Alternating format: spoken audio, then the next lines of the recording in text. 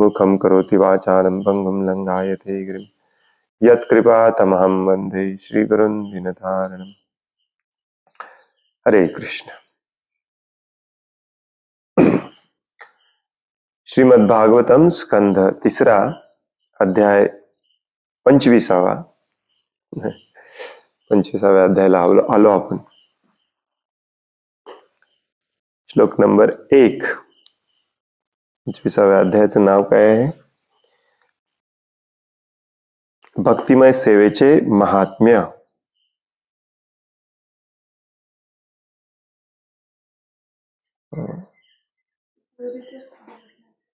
Glories of devotional service. Shaunaka उवाच कपिल तत्व संख्याता भगवान आत्ममायया जातः स्वयं अजः साक्षात् आत्म प्रज्ञप्तये नृणाम्।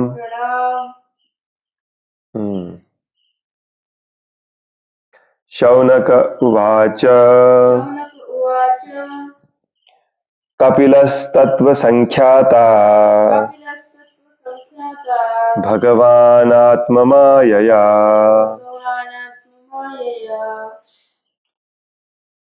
जातः स्वयं अजः साक्षात् आत्म प्रज्ञप्तये नृणाम्। शौनक उवाच कपिलस्तत्त्वसंख्याता भगवान् आत्ममायया जातः स्वयं अजः साक्षात् आत्म प्रज्ञप्तये नृणाम्। शौनक उवाच कपिलस्तत्त्वसंख्याता भगवान् आत्ममायया जातः स्वयं अजः साक्षात् आत्म प्रज्ञप्तये नृणाम्। शौनक उवाच कपिलस्तत्त्वसंख्याता भगवान् आत्ममायया जातः स्वयं अजः साक्षात्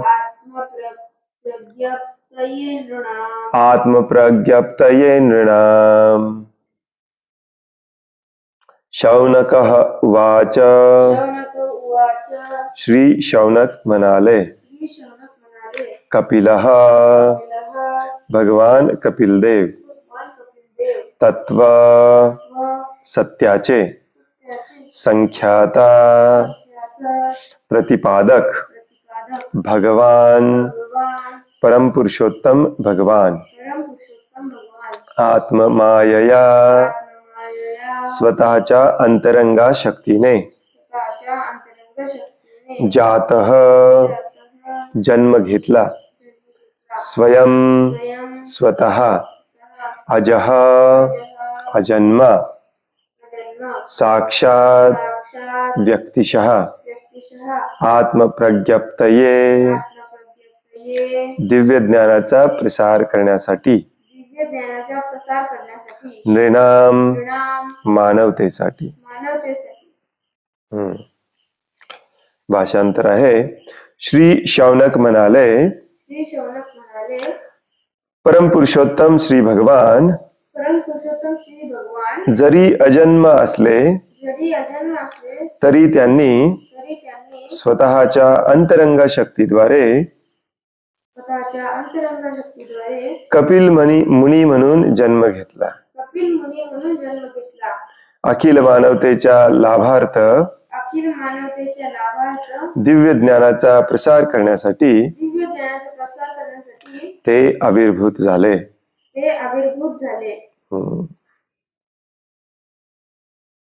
अवतरित झाले. तर काल आपला 24वा अध्याय संपला, जिथे कर्दम मुनी आणि देवहूतीची कथा संपते. आणि इथून पुढचे अध्याय हे तुम्हाला ऐकताना जवळपास भगवद्गीतेसारखेच वाटतील. कपिल देवांचा संदेश, कपिल देवांचा शिकवण, teachings of Lord Kapil Dev.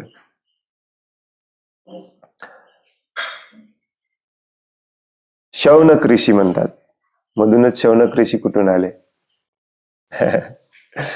नाही, मैत्रेय आणि विदुर यांच्यातला संवाद सुरू होता. ऍक्च्युली भगवान कपिल देव आणि कर्दम मुनी यांच्यातला संवाद सुरू होता. परंतु हे संवादामध्ये संवाद असा आहे. ओरिजिनल संवाद चालू आहे तो शौनक ऋषी आणि श्रील सूत गोस्वामी यांच्यातला. ते सांगतात परीक्षित महाराज आणि शुकदेव गोस्वामी यांच्यातला संवाद. आणि त्यांच्या संवादामध्ये शुकदेव गोस्वामी सांगतात मैत्रेय ऋषी आणि विदुर यांच्यातला संवाद. तर हे सगळं ऐकताना शौनक ऋषी मध्येच म्हणतात की पूर्ण पुरुषोत्तम भगवान जरी अजन्म असले, अजन्म म्हणजे ज्यांचा कधी जन्म होत नाही, तरीही ते आपल्या अंतरंग शक्तीद्वारे अवतरित होतात. आणि ऑफकोर्स भगवंतांचं अवतार घ्यायचं मेन कारण असतं ते म्हणजे ज्ञानाचा प्रचार करणे, लोकांना अज्ञानातून बाहेर काढणे आणि भक्तीच्या मार्गावरती आणणे. ज्ञान अत्यंत महत्वाचं आहे भक्तीच्या मार्गावर येण्यासाठी. अखिल मानवतेच्या लाभार्थ सगळ्यांसाठी ज्ञानाचा प्रचार करण्यासाठी ते अवतरित झाले. युजली शौनक ऋषी, परीक्षित महाराज, विदुर हे सगळे खाली बसलेत, शिष्याच्या ठिकाणी आहेत. सूत गोस्वामी, शुकदेव गोस्वामी, मैत्रेय ऋषी हे व्यासासनावरती आहेत. त्यामुळे हे जेव्हा जेव्हा शौनक ऋषी बोलतात, परीक्षित महाराज बोलतात, विदुरजी बोलतात, तेव्हा तेव्हा तो प्रश्न असतो. परंतु प्रश्न विचारण्याची एक पद्धती असते. तुम्हाला आतापर्यंत लक्षात आलं असेल हे 3 अध्याय 3 स्कंद वाचल्यानंतर, की ज्याबद्दल प्रश्न विचारायचा आहे त्याबद्दल थोडीशी स्तुती केली जाते, प्रशंसा केली जाते, प्रार्थना केली जाते. जो आपल्या प्रश्नाची उत्तरं देणार आहे त्याची प्रशंसा केली जाते, प्रार्थना केली जाते आणि अतिशय कृतज्ञ पूर्वक, आज्ञापूर्वक प्रश्न विचारला जातो. तर हे शौनक ऋषी काही सांगत नाहीयेत सूत गोस्वामींना, त्यांना प्रश्न विचारायचा आहे. आणि युजली शौनक ऋषींचा प्रश्न तुम्हाला माहिती आहे, आतापर्यंत तुम्ही ऐकलेला आहे. अजून सांगा आम्हाला. तर असाच प्रश्न असणार आहे, पुढे आपण वाचूया. तर तो प्रश्न विचारण्यासाठी हा एक श्लोक आहे की भगवान कपिलदेव अजन्म असले तरी ते जन्म घेतल्यासारखे वाटतात, परंतु त्यांचा उद्देश आहे आपल्यावरती कृपा करणे, आपल्यावरती दया करणे, आपल्याला ज्ञान देणे, आपला उद्धार करणे, या भौतिक जगातून आपल्याला वाचवणे. पुढच्या श्लोकामध्ये ते म्हणतात की भगवंतांमध्ये अधिक श्रेष्ठ ज्ञानी कोणीही नाही, त्यांच्या इतका आराध्य व परिपक्व असा योगी कोणीही नाही. म्हणूनच ते वेदांचे स्वामी आहेत आणि त्यांच्याविषयी नित्य श्रवण करणे हेच इंद्रियांचे वास्तविक सुख आहे. म्हणून स्वच्छंद आणि अंतरंग शक्तीद्वारे सर्व क्रिया करण्याचा भगवंतांच्या सर्व लीला आणि अद्भुत कृत्यांचे कृपया अचूक वर्णन करावे. आणि मग सूत गोस्वामी बोलायला सुरू करतात. सूत गोस्वामी सांगतात की पुढे मैत्रेय ऋषी विदुरांना असे म्हणाले. परत आपण बॅक टू ज्या कथेमध्ये होतो तिथे आपण येतो. परत देवहूती बोलते आणि इथून पुढचा जो संवाद आहे तो देवहूती आणि कपिल देव यांच्यामधला आहे, आई आणि मुलगा. हा श्लोक अशा प्रकारे स्टोरी पुढे नेण्यासाठी जरी हा श्लोक असला तरी अत्यंत महत्वाचे पॉइंट दिले त्याच्यामध्ये. त्यामुळे प्रभुपाद आपल्याला त्याच्यावरती तात्पर्य देतात. प्रभुपाद म्हणतात, आत्मप्रज्ञप्तये हा शब्द दर्शवितो. आत्मप्रज्ञप्तये, दिव्य ज्ञानाचा प्रचार करण्यासाठी, अखिल मानवतेच्या हितासाठी दिव्य ज्ञान वितरित करण्यासाठी भगवंत अवतीर्ण होतात. दुसरा कुठला उद्देश नसतो ऍक्च्युली भगवंतांच्या अवतार धारण करण्यामागे. आपल्यासारख्या बद्ध जीवांवरती कृपा करणे. कारण भगवंतांना पण वाईट वाटत असते की आपण इथे येऊन या दुःखालयामध्ये अडकलं. तर हे दुःखालयातून बाहेर पडावं हा एकच उद्देश असतो त्यांचा पण. आणि हे कुठल्या ना कुठल्या पद्धतीतून बाहेर पडावं. बेस्ट पद्धती असते तुम्हाला याचं ज्ञान देणे. म्हणूनच आपण वाचन श्रवण करतो. कारण जोपर्यंत ज्ञान नाही तोपर्यंत तिथून बाहेर पडण्याची आपली इच्छा तरी झाली पाहिजे. पहिली स्टेप ही असते की आपल्याला कळायला पाहिजे की आपण प्रॉब्लेम मध्ये आहे, काहीतरी प्रॉब्लेम आहे. ज्याला माहितीच नाही काहीतरी प्रॉब्लेम आहे तो प्रॉब्लेम मधून निघायचा पण प्रयत्न करणार नाही. म्हणून हे ज्ञान तळागाळापर्यंत पोहोचवणे याच्यासाठी श्रील प्रभुपाद देखील धडपडतात. पुस्तक वितरणावरती एवढा भर दिला जातो, पुस्तक वाचनावरती एवढा भर दिला जातो. भगवंत कुठल्याही अवतारामध्ये येवोत त्यांचा हाच उद्देश असतो. कधी कधी ते आपल्याला कळत नाही.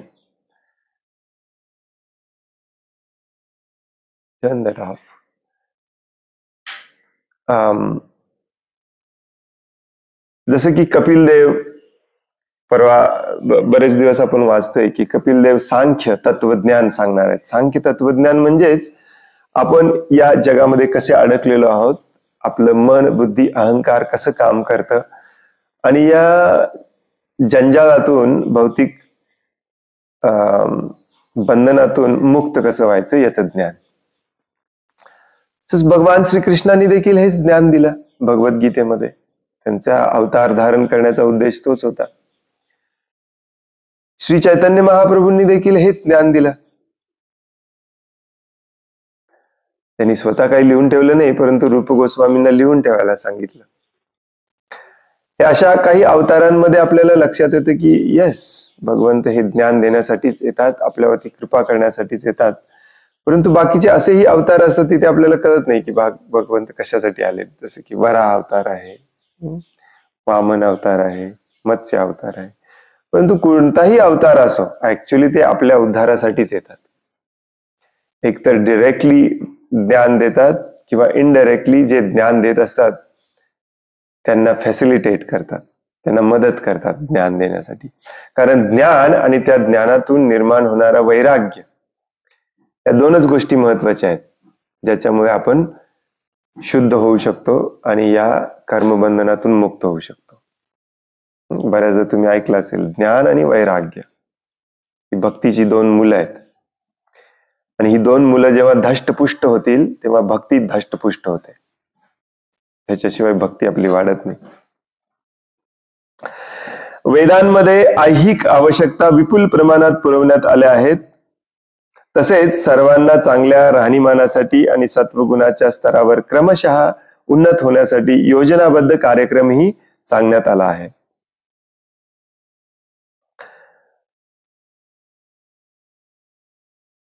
म्हणून वेदांचा अभ्यास जे करतात ते युजली अडकतात. यस, वेदच सगळं ज्ञान आहे, परंतु वेदांची रचना अशा प्रकारे करण्यात आलेली आहे की तुम्ही आहे त्या परिस्थितीमध्ये स्टेप बाय स्टेप भगवंतांकडे जावं. आणि त्याचा अभ्यास करायला आणि ते स्टेप सगळे घ्यायला देखील तेवढा कालावधी पण लागतो. तो आपल्याकडे नाही आहे कलियुगामध्ये. आणि कलियुगामध्ये म्हणूनच आपण वेदांचा अभ्यास देखील करू शकत नाही. वेद माहिती पण नाहीत आपल्याला ऍक्च्युली. आणि म्हणून कलियुगासाठी विशेष करून भगवान श्रीकृष्ण वेदांचा सार कॉम्पॅक्ट रूपामध्ये भगवद्गीतेत देतात.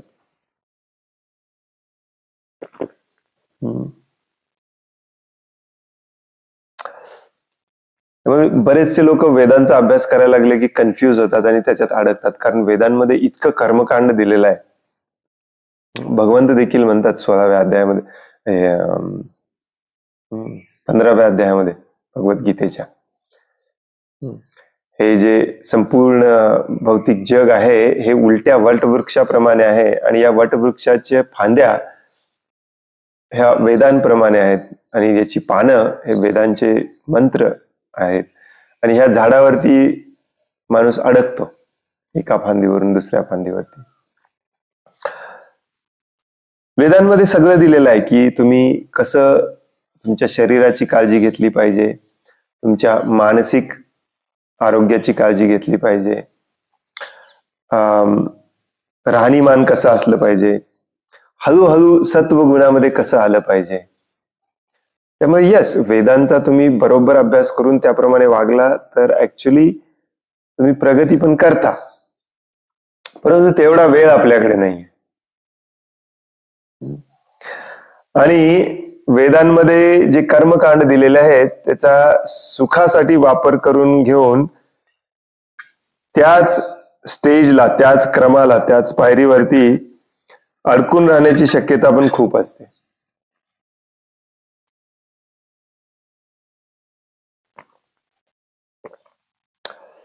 सत्वगुणामध्ये मनुष्याच्या ज्ञानाचा विस्तार होतो.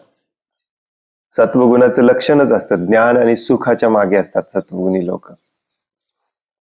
रजोगुणाच्या स्तरावर ज्ञान नसते, कारण रजोगुण म्हणजे ऐहिक सुखाचा लाभ घेण्याची प्रेरणा. रजोगुण म्हणजे काय? पाहिजे पाहिजे पाहिजे. इंद्रिय सुखाच्या पलीकडे रजोगुणी लोकांना काही दिसत नाही. याचा अभ्यास आपण ऑलरेडी भगवद्गीतेत केला 14व्या अध्यायात. सत्वगुण, रजोगुण, तमोगुण हे 3 गुण प्रकृतीच्या साखळ्या असतात, त्याच आपल्याला बांधून ठेवतात. कशा प्रकारे बांधून ठेवतात? यस, सत्वगुण देखील बांधून ठेवतात. सत्वगुणी लोक ज्ञानाच्या आणि सुखाच्या मागे असतात आणि हे ज्ञान आणि सुख भौतिक लेवललाच मिळत राहिलं तर ते आपल्याला आतूनच कंप्लेसंट बनवतं. कंप्लेसन्सचा अर्थ असतो जे आहे ते सुख बस आहे, आपल्याला मस्त आहे, इथेच राहिलं पाहिजे. आणि म्हणून सत्वगुणी माणूस देखील इथे अडकतो. तो सगळं काही व्यवस्थित करतो, वेदांमध्ये लिहिल्याप्रमाणे करतो, परंतु सुख आणि ज्ञानाच्या पलीकडे जात नाही. रजोगुणी त्या सुख आणि ज्ञानाच्या लेवलला पण येत नाही, तो फक्त आणि फक्त रॉ इंद्रिय तृप्तीच्या मागे असतो. आणि तमोगुणी तर पाप कर्माशिवाय दुसरं काही करतच नाही. तमोगुणाच्या स्तरावर ज्ञानही नसते आणि सुख उपभोगही नसतो आणि जीवन हे पशुवत असते. तमोगुणी म्हणजे पशु. काम, क्रोध, लोभ, द्वेष, स्वार्थ, कपटीपणा, दुटप्पीपणा ही सगळी तमोगुण लोकांची लक्षणं. रजोगुणी पण त्यात असल्यासारखे वाटतात, परंतु रजोगुणी आणि तमोगुणी लोकांतला मेन फरक असतो तो म्हणजे रजोगुणी लोक धडपडतात आपल्या इंद्रिय तृप्तीसाठी, मिळवण्यासाठी, कारण पॅशन असतं त्यांच्या शरीरामध्ये. तमोगुणी लोकांना सगळं फुकट पाहिजे असतं. दुसऱ्यांना फसवून कसं मिळवता येईल, थोडंसं काहीतरी करून भरपूर कसं मिळवता येईल, हे तमोगुणी लोक. तिथे ज्ञानही नसतं, सुखही नसतं. ते झोपतील दिवसभर, परंतु धडपडणार नाही.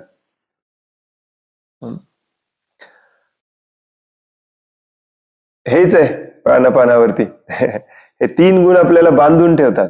ज्या गुणाचा प्रभाव जेवढा जास्त, प्रभाव म्हणण्यापेक्षा भगवद्गीता भागवतम भाषा वापरते, ज्या गुणाचा जेवढा जास्त आपण संग करू, कारणम गुणसंगस्य सद असत जन्मयोनिषु, तेवढे आपण त्या गुणामध्ये वाहत जातो. आणि एक वेळ असा येतो की तो गुण आपल्यावर अधीन होतो. आरूढ होतो, आपण त्याच्या अधीन होतो. जसं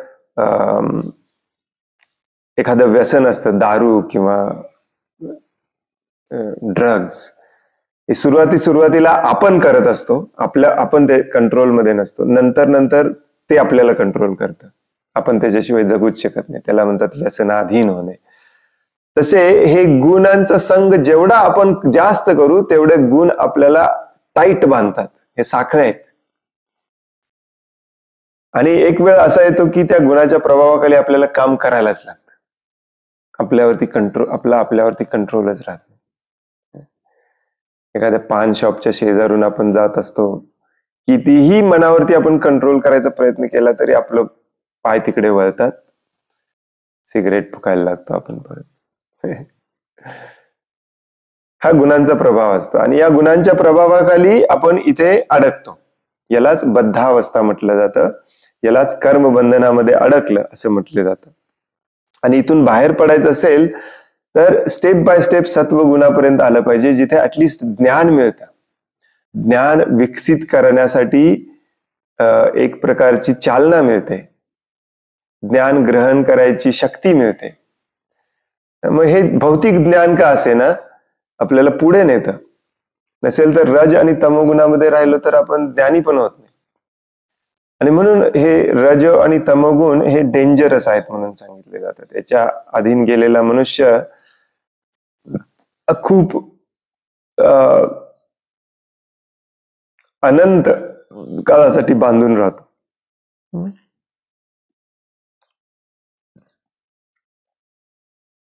गुणांचा अभ्यास आपण बऱ्याचदा केलेला आहे, परंतु इथे गुणांचा आणि ज्ञानाचा कसा संबंध आहे आणि ज्ञानाचा कपिल देवांशी कसा संबंध आहे हे सांगतात प्रभुपाद. एखाद्याचा तमोगुणातून उद्धार करून त्याला सत्वगुणाच्या स्तरावर आणणे यासाठी वेद आहेत, वेदांमध्ये. आणि म्हणून वेदांमध्ये दिलेलंच काम आपण जर केलं तर आपण ऍक्च्युली स्लोली का होईना चांगल्या मार्गावरती असतो, ज्यालाच वर्णाश्रम म्हटलं जातं. आणि वेदांमध्ये दिलेलं कामच आपण सोडून दिलं आणि स्वतःच्या मनाने स्वतःच्या लहरीने काहीही करायला लागलो कि मग आपली प्रगती पण होत नाही, पशु समानच राहतो आपण. सत्वगुणामध्ये स्थित झाल्यानंतरच आत्मज्ञान व दिव्य ज्ञान जाणून घेता येते. सत्वगुणामध्ये स्थित झाल्यानंतरच.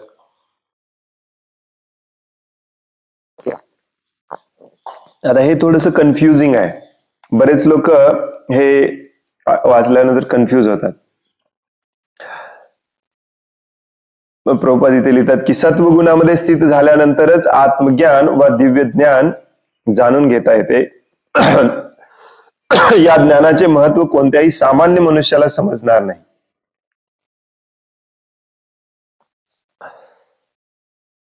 पण आपण तर म्हणतो की वैश्य, शूद्र, स्त्रिया, पाप योनीत जन्मलेले सगळे शुद्ध होऊन भगवत धामात जाऊ शकतात. हे आणि हे थोडंसं कॉन्ट्राडिक्टरी वाटतंय, हो की नाही? कारण सत्वगुणामधले ब्राह्मण असतात. परंतु हा जो सत्वगुण इथे सांगितलेला आहे याला शुद्ध सत्वगुण म्हटलं जातं. जो भौतिक जगामधला सत्वगुण असतो तो बांधून ठेवतो. आपण जनरली याचा अभ्यास केला, तो बांधूनच ठेवतो. परंतु शुद्ध सत्वगुणामध्ये एखादा रजोगुणी तमोगुणी व्यक्ती देखील शुद्ध सत्वगुणामध्ये जाऊ शकतो डायरेक्टली, जेव्हा तो पूर्णपणे भगवंतांना शरण जातो आणि भगवंतांसाठी काम करायला लागतो. त्यामुळे यस, या अशा शुद्ध सत्व गुणामध्ये आल्याशिवाय ज्ञान मिळत नाही आणि ज्ञान मिळाल्याशिवाय मुक्ती मिळत नाही. ज्ञानाचा अर्थ असा नाही की एखाद्या ब्राह्मणाकडे जाऊन सकाळपासून संध्याकाळपर्यंत वेदाचं पठण पाठन केलं पाहिजे, एकच श्लोक 1000 वेळा म्हटला पाहिजे, पाठ केलं पाहिजे, याला ज्ञान म्हणत नाही. ज्ञान म्हणजे आतून तुम्हाला समजणे की हे सत्य आहे, हे सत्य नाही, हे मी बंद केलं पाहिजे आणि हे मी केलं पाहिजे. या स्टेजला येणे म्हणजे ज्ञान. मग तुम्हाला त्याच्यासाठी इंग्लिशची आवश्यकता नाही, संस्कृतची आवश्यकता नाही. इनफॅक्ट तुम्हाला लिखाण, वाचन, लिखाण काही नाही आलं तरी चालेल. ज्ञान हे ज्ञान असतं. ऍक्च्युली आता सध्या स्थितीला जे पढे लिखे आपण म्हणतो, लिहिता वाचता येणारे, हे जास्त अज्ञानी आहेत, भयानक अज्ञानी आहेत. राजीव दीक्षितचा एकदा मी एक छोटासा क्लिप बघत होतो, ऐकत होतो, बरेच वर्ष झाली त्याला. ते सांगत होते की ते एकदा, ते उत्तर प्रदेशचे आहेत, ते एकदा मुंबईहून गावी जात होते आणि एकदम मध्यरात्री रेल्वे पोहोचली, रेल्वे स्टेशनला उतरले आणि कुली असतात ना, कुली, नवरा बायको दोघे भांडत होते. हे तिथे कुली मिळतं का बघायला गेले होते, बॅगा उचलून न्यायला. ते नवरा बायको दोघे भांडत होते. सगळे समजावून सांगत होते, कोणी ऐकत नव्हतं त्यातलं. आणि थोड्या वेळाने आपोआप तो नवरा सगळं ऐकून शांत झाला. यांचे बॅगा उचलला, घेऊन आला, गाडीत ठेवला. राजीव दीक्षितनी त्यांना सहज विचारलं की असं काय एकदम, मला तर तुमची भाषा समजली नाही, हिंदी टाईपच होती, पण जरा लोकल भाषा असते, समजली नाही, पण थोडं थोडं समजलं. पण एकदम तुम्ही कसं काय शरण गेला बायकोला, एकदम काय झालं, एकदम कसं काय शांत झाला, काय झालं? तर तो व्यक्ती म्हणाला की घरातली स्त्री जी असते, स्त्री ही खुट्ट्याप्रमाणे असते. खुट्टा तुम्हाला माहितीये का, गोट्यामध्ये किंवा घरामध्ये एखादी गोष्ट बांधून ठेवण्यासाठी खुट्टा वापरला जातो. तंबू वगैरे मारला तुम्ही, तर तंबूच्या दोऱ्या सगळ्या खुट्ट्याला बांधून ठेवतात.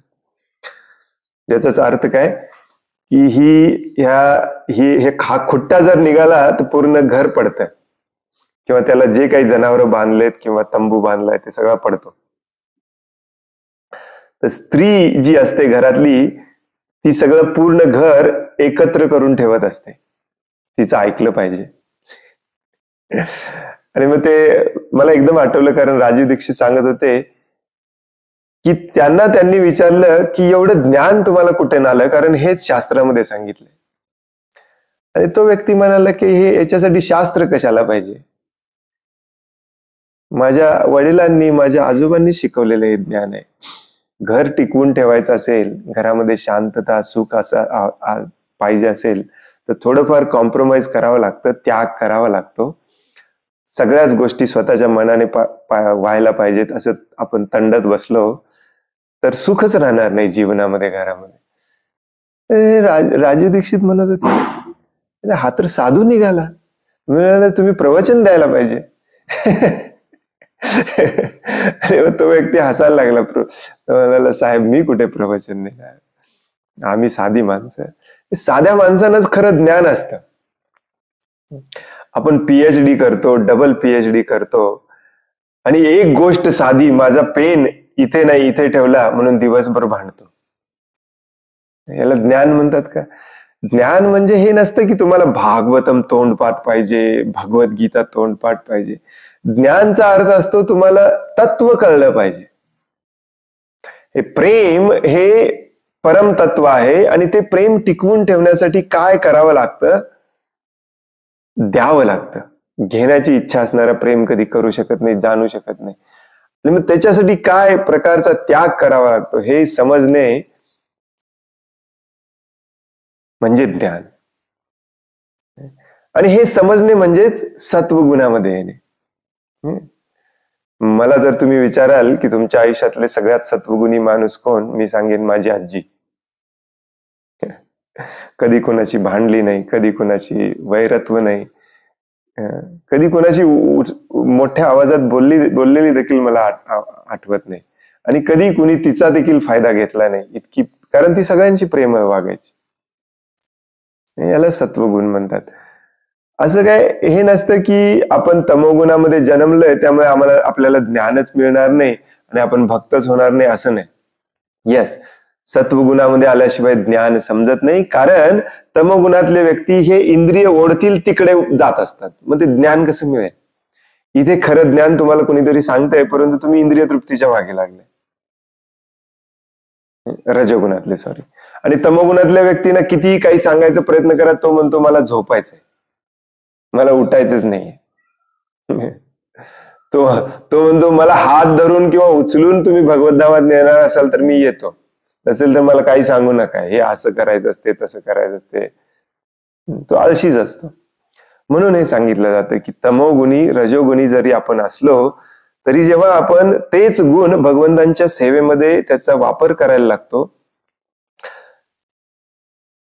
तेव्हा ते गुण देखील आपोआप शुद्ध सत्वामध्ये कन्वर्ट होतात. आणि म्हणून बघा, म्हणून वर्णाश्रम एवढं गरजेचं आहे. कारण तो गुण तुम्ही सोडू शकत नाही. मग गुण सोडू शकत नाही, मग ज्ञान कसं घेणार आणि मग आपला उद्धार कसा होणार? मग काय अनादि अनंत जन्म आपण सत्वगुणाच्या गुणाचा जन्म घेण्यासाठी थांबायचं का? नाही. मनुष्याचा जन्म हा मुक्त होण्यासाठी मिळालेला आहे, या जन्मातच मुक्त व्हायचं. पण प्रभूजी मी तमोगुणामध्ये जन्मलोय. येस, हे कसं करायचं हे पुढे सांगतात श्रील प्रभुपाद ऍक्च्युली, आणि भगवद्गीतेत देखील बऱ्याचदा सांगतात कसं करायचं. आपण एखाद्या प्रामाणिक गुरुकडे गेलं पाहिजे, जो आपल्या गुणाप्रमाणे आपल्याला भगवंतांच्या सेवेमध्ये ठेवेल. मग तिथे आपला अहंकार, ममत्व सगळं सोडून आपण जर भगवंतांच्या सेवेत लागलो तर आपला गुण आपोआप शुद्ध सत्व गुणामध्ये होतो, आणि त्यालाच ज्ञान म्हणतात. दुसरं काही ज्ञान नसतं.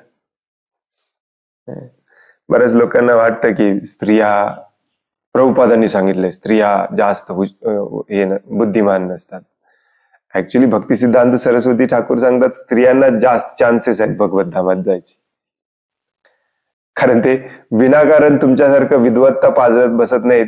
जी सेवा दिली ती सेवा करतात छानपणे, आणि सेवा करणे हाच धर्म आहे. आपण तंडत बसणार हे असं का तसं का, मग आपला उद्धार कसा होणार? तर हे आहे, हेच तत्व आहे की सत्वगुणामध्ये स्थित झाल्यानंतरच दिव्य ज्ञान जाणून घेता येते. ज्ञानाचे महत्व कोणत्याही सामान्य मनुष्याला समजणार नाही, आणि म्हणून यासाठीच गुरु शिष्य परंपरेची आवश्यकता आहे. आणि म्हणूनच स्वतः पूर्ण पुरुषोत्तम भगवान आणि त्यांचा अधिकृत प्रतिनिधीच या ज्ञानाचे प्रतिपादन करतो. स्वतः भगवंत येऊन हे ज्ञान सांगतात. अर्जुनाला ते म्हणतात हो की नाही, हे गुरु शिष्य परंपरेमध्ये हे ज्ञान थांबलेलं म्हणून तुला मी परत द्यायला आलोय. हे ज्ञान थांबणे म्हणजेच गुरु शिष्य परंपरा थांबणे. नुसतंच मी तुला दीक्षा देतो, तू पुढच्याला दीक्षा देतो, तो पुढच्याला दीक्षा देतो, याला गुरु शिष्य परंपरा म्हणत नाही. साखळी चालू आहे, याला काही अर्थ नाही. हे ज्ञान आहे तसं पुढे गेले पाहिजे, याला म्हणायचं साखळी खऱ्या अर्थाने चालू ठेवणे. आणि हे ज्ञान जेव्हा नष्ट होतं, कशामुळे नष्ट होणार? एखादा गुरु बोगस निघतो याच्यामधला, मग ते ज्ञान नष्ट होतं. तो आहे तसं ज्ञान पुढे देत नाही किंवा देतच नाही, किंवा आपल्या स्वार्थासाठी बदलून देतो. आणि मग ते पुन्हा खरं ज्ञान सांगण्यासाठी स्वतः भगवान येतात. जसं चैतन्य महाप्रभू स्वतः आले, त्यांनी पुन्हा हे पुन्हा स्थापन केलं. त्यांनी ते ज्ञान रूप गोस्वामींना दिलं. रूप गोस्वामींनी आपल्या आचार्यांना दिलं, विश्वनाथ चक्रवर्ती ठाकूर. त्यांनी जगन्नाथदास बाबाजींनी पुढे असं करत करत भक्ती सिद्धांत सरस्वती ठाकूर श्रील प्रभुपादांपर्यंत. आणि श्रील प्रभुपाद आता आपल्याला देत आहेत. यालाच गुरु शिष्य परंपरा म्हणतात. तुम्हाला मंदिरात गेलंच पाहिजे, दीक्षा घेतलीच पाहिजे, मगच तुम्ही गुरु शिष्य परंपरेमध्ये जोडले जाता असं नाहीये. या ज्ञानाच्या साखळीमध्ये जोडणे, ज्ञान ग्रहण करणे, त्या ज्ञानाचं आपल्या जीवनामध्ये आचरण करणे. जो या ज्ञानाप्रमाणे आचरण करतो त्याची दीक्षा त्या क्षणाला होते, झाली म्हणून समजायचं दीक्षा. आणि म्हणून भगवंत पुन्हा येतात, म्हणून आपल्या प्रतिनिधीला पुन्हा पाठवतात. म्हणून प्रभुपाद इथे म्हणतात की अधिकृत प्रतिनिधी दिव्य ज्ञानाचा गौरव करण्यासाठी आणि प्रसार करण्यासाठी भगवंतांच्या अवताराने जन्म घेतला, असे शौनक मुनी सुद्धा या ठिकाणी सांगत आहेत. आपण जड पदार्थ नसून चेतन आत्मा आहोत. केवळ इतकेच ज्ञान आत्मा व आत्म्याची कार्य जाणून घेण्यासाठी पुरेसे नाही. अहम ब्रह्मास्मी, मी स्वरूपतः ब्रह्म आहे. आपण जड पदार्थ नसून चेतन आत्मा आहोत, फक्त एवढंच ज्ञान बास नाहीये. आत्म्याची कार्य ठीक आहे. आपण आता आजपर्यंत आपण स्वतःला शरीर समजत होतो, त्यामुळे शरीरासाठी सगळं काही काम करत होतो. खाण्यापिण्यासाठी, मनासाठी, बुद्धीसाठी काम करत होतो. हे खेळाडू, पॉपस्टार, म्युझिकवाले हे कशासाठी काम करतात? हे मनाच्या संतुष्टीसाठी, अजून जास्त मला काहीतरी होऊन दाखवलं पाहिजे. आता एकदम आपल्या लक्षात आलं, अरे मी शरीर नाहीच आहे, मी आत्मा आहे. मग आत्म्याची कामं पण समजावून घेतली पाहिजेत. हे इथेच थांबत नाही. मी शरीर नाही, मी आत्मा आहे समजलं म्हणजे सगळं ज्ञान झालं असं नाही. मनुष्याने ब्रह्मस्तरावरील कार्यामध्ये स्थित होणे अत्यावश्यक आहे. ती कामं पण करायला सुरू केली पाहिजेत. जशी शरीरासाठी कामं करत होतो तशी आत्म्यासाठी कामं पण करायला सुरुवात केली पाहिजे. या कार्यांचे ज्ञान साक्षात भगवंतांनी विशद केले आहे आणि हेच कपिल देव सांगणार आहेत. अशा या दिव्य ज्ञानाचा गौरव पशु समाजामध्ये नव्हे तर मानवी समाजामध्ये होऊ शकतो. आणि नृणाम, या श्लोकामध्ये शब्द वापरलेला आहे नृणाम, साक्षात आत्मप्रगप्तये नृणाम. नृणाम म्हणजे मनुष्य प्राणी. मनुष्याने संयमित जीवन जगले पाहिजे. निसर्गतः पशु जीवनामध्येही संयमशीलता आहे, परंतु ही संयमशीलता शास्त्रोक्त व अधिकारी पुरुषांनी सांगितल्यानुसार नाही. येस, पोपट तुम्ही जर उद्या बघितला, मांजर बघितला, ते देखील थोड्याफार प्रमाणामध्ये कंट्रोलमध्येच असतात, परंतु त्यांचा तो जो कंट्रोल असतो तो सुखासाठी असतो, भौतिक सुखासाठी असतो. पशु जीवनामध्ये खायला काय मिळतं का, झोपायला मिळतं का, आणि माझं खाणं पिणं कोणी ओढून घेतंय का, किंवा आणि माझ्या काम इच्छा पूर्ण करण्यासाठी मादी आहे का, एवढाच विचार केला जातो. हे ज्ञान इथंच सीमित असतं.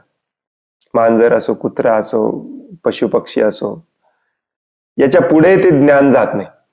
थोड्याफार प्रमाणात आपल्याला दिसतं की पशु पक्षी देखील घर बांधतात, थोडंसं प्लॅनिंग करतात, दॅट्स इट. पण ते देखील खाण्यापिण्यासाठीच, आहार, निद्रा, भय आणि मैथुन, त्याच्या पलीकडे नाही. आणि म्हणून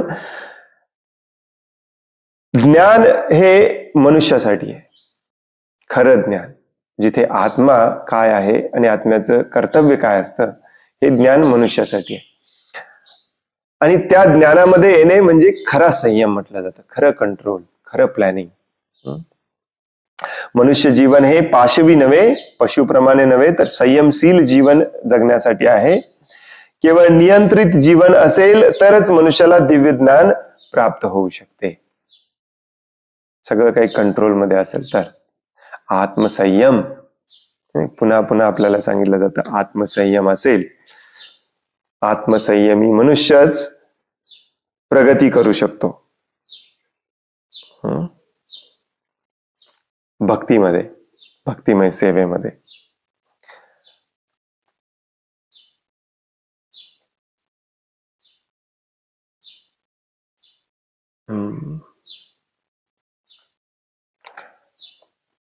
तर हे पहिले जे 3 श्लोक आहेत या अध्यायातले, हे शौनक ऋषी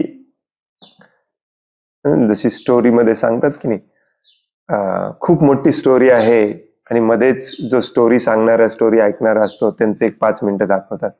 अरे वा, किती छान. मग आता भगवान कपिल देवाले, तर त्यांनी पुढे काय काय सांगितलं, काय केलं आम्हाला सांगा, पुढचं पण सांगा. अशा प्रकारचे हे श्लोक आहेत. तरी पण प्रभुपाद आपल्याला समजावून सांगतात की कपिल देव इथे महत्वाचा अत्यंत मुद्दा सांगतात, जो सेम मुद्दा भगवान कपिल देवानी स्वतः कर्दम मुनींना सांगितला. कर्दम मुनींनी स्वतः प्रार्थनेमध्ये भगवंतांना सांगितलं. आणि त्याच्याही आधी जेव्हा ब्रह्मदेव कर्दम मुनींना भेटायला आले होते, त्यांनी पण सांगितलं की भगवान कपिल देवांचं मुख्य काम आहे सांख्य तत्वज्ञान, विषय एक्सप्लेन करून, स्पष्ट करून सांगणे. म्हणजेच मन, बुद्धी, अहंकार हे कसं एकमेकांशी रिलेटेड आहे आणि या सगळ्यांचा भक्तीशी काय संबंध आहे, आणि भक्ती म्हणजेच काय, प्रेम, प्रेम कसं व्यक्त करू शकतो आपण, कसं त्या लेवलला येऊ शकतो, हे सगळं डिटेलमध्ये ज्ञान देण्यासाठी कपिल देव आलेत. हा ज्ञान हा जो शब्द आहे हा शौनक मुनींनी आजच्या या श्लोकामध्ये वापरल्यामुळे प्रभुपाद आपल्याला समजावून सांगतात की हे किती महत्वाचं आहे. ज्ञान किती महत्वाचं आहे, ज्ञानामध्ये स्थित होणे किती महत्वाचं आहे. ज्ञान तर आहे, सगळ्यांना माहिती आहे मी शरीर नाही, मी आत्मा आहे, परंतु त्या आत्म्याच्या आत्मज्ञानामध्ये स्थित होऊन आत्म्याचं कर्तव्य, आत्म्याचं कर्म जाणून घेणे आणि ते कर्म आत्म्याचं करणे, आचरणात आणणे, याला विज्ञान म्हटलं जातं, खरं ज्ञान. त्या लेवलला आपण आलं पाहिजे. म्हणून प्रभुपाद आपल्याला हे समजावून सांगतात.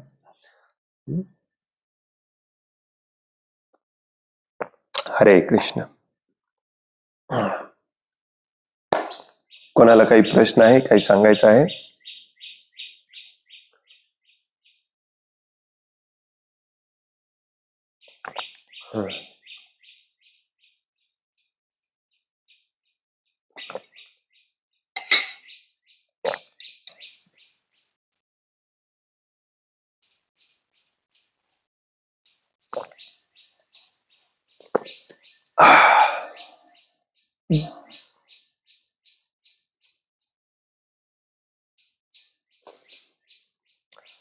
हरि बोल. हरे कृष्ण. खूप खूप धन्यवाद. वांछा कल्पतरुभयश्च कृपा सिंधुभ्य एव च पतितानां पावनेभ्यो वैष्णवेभ्यो नमो नमः. अनंत कोटि वैष्णव वृंद की जय. वैष्णव ठाकुर श्रील प्रभुपाद की जय. ग्रंथराज श्रीमद् भागवतम की जय. जय. हरे कृष्ण. हरे कृष्ण प्रभु जी, दंडवत प्रणाम.